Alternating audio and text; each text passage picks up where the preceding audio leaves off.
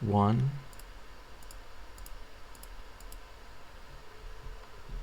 And I think we're live. Can you guys hear us? Let's see here.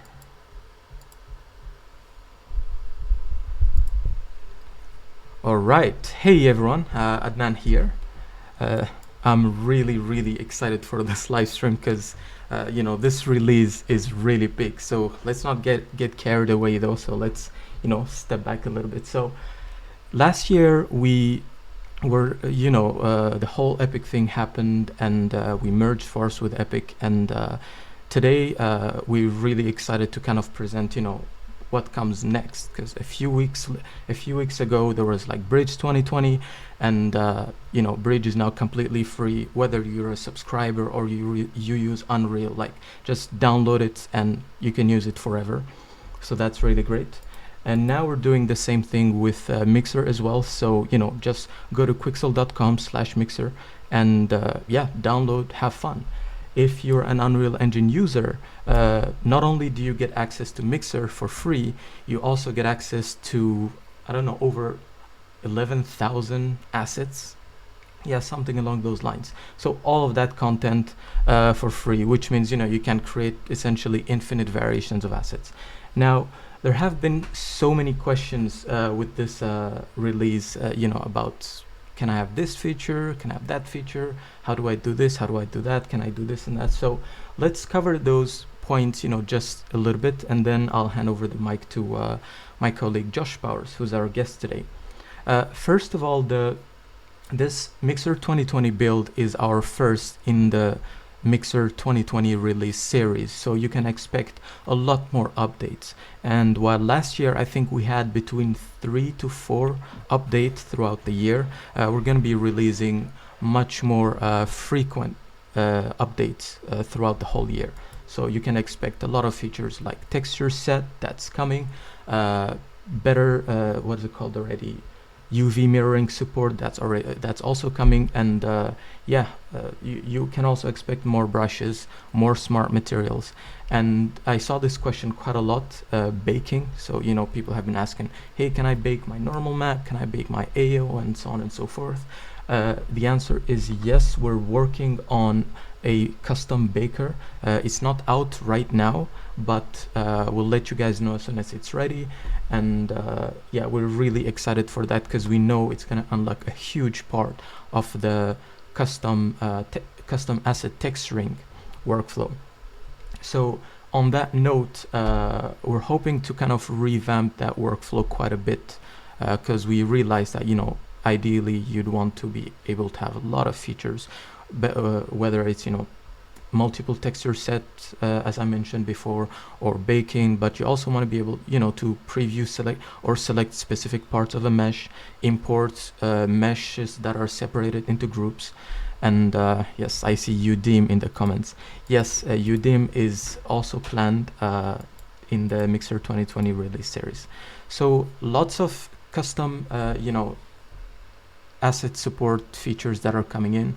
And obviously we're always working on increasing the Megascans library, because if you think about it, now that we have smart materials and 3D support in Mixer, the higher the number of assets in the library gets, the more possibilities you have to create completely customized, I don't like the word experience because it sounds PR, but really it's just that, like, crazy assets in no time. So remember, this is super early, first update, but we cannot wait to see what you guys do with this build. And yes, triplanar is available. Actually, it's not even triplanar, it's hexaplanar. You can think about it as triplanar texturing on steroids, essentially. So with that said, I'm gonna hand off the mic to Josh, the most powerful guy, and he's gonna show us everything on this build. Cool. I've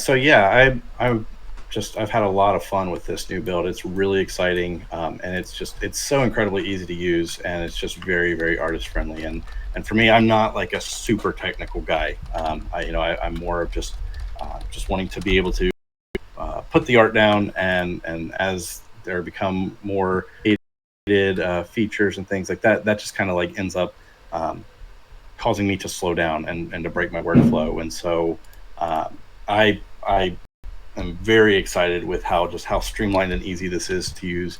And it just helps me stay in the zone as an artist, and to be able to just create really cool content. I just wanted to go over a few things for this. Obviously, this was kind of the feature of the tutorial video that we released yesterday with Mixer 2020.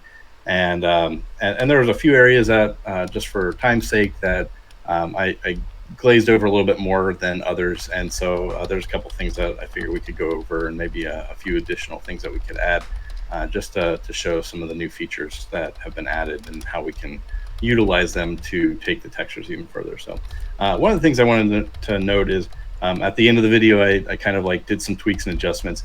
I did add iron down here at the very bottom of the stack.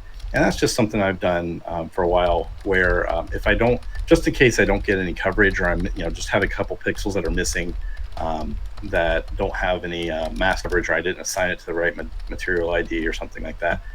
This just kind of lets me make sure that I have some sort of scan data there. And I chose iron because, with all the metal paint and all that stuff, it just seemed like it would be a good fit. But I would change that based on the subject matter that I'm texturing, and choose a more appropriate material if I was using like a plastic or something like that as the primary material for it. So if some of you might have caught that I added something like that down at the bottom. So I was just explaining what that was. Another thing I wanted to show is, I didn't show it in the video, but in the base painted metal here, I added some dirt and grime. And if I go into the mask mode by hitting 9, you can see that there's like all this grime and stuff here, and it looks pretty cool. But something I was playing with a little bit earlier that we could do just by adding another map.